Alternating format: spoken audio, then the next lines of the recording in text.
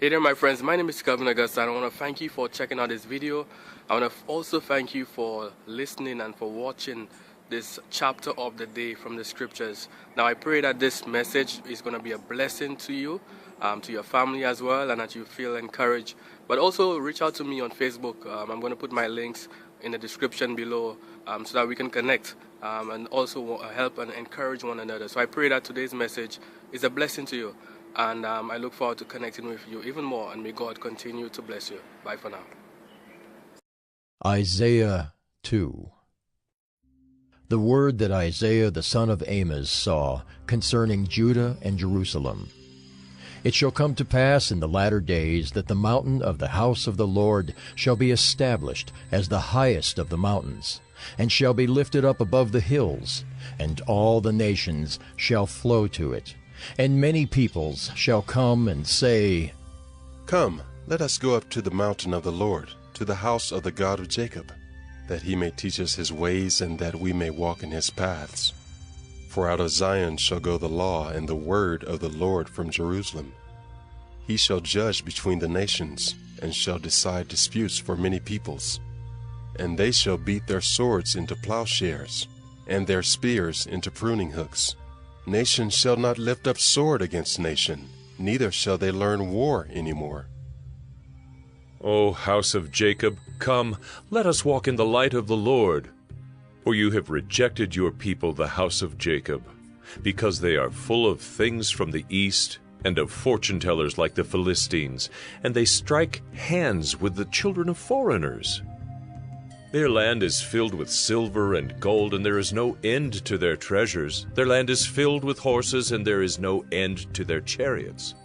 Their land is filled with idols. They bow down to the work of their hands, to what their own fingers have made. So man is humbled, and each one is brought low. Do not forgive them. Enter into the rock, and hide in the dust from before the terror of the Lord, and from the splendor of his majesty. The haughty looks of man shall be brought low, and the lofty pride of men shall be humbled, and the Lord alone will be exalted in that day. For the Lord of hosts has a day against all that is proud and lofty, against all that is lifted up, and it shall be brought low. Against all the cedars of Lebanon, lofty and lifted up, and against all the oaks of Bashan, against all the lofty mountains, and against all the uplifted hills, against every high tower, and against every fortified wall, against all the ships of Tarshish, and against all the beautiful craft. And the haughtiness of man shall be humbled, and the lofty pride of men shall be brought low. And the Lord alone will be exalted in that day, and the idols shall utterly pass away. And people shall enter the caves of the rocks and the holes of the ground from before the terror of the Lord, and from the splendor of his majesty when he rises to terrify the earth.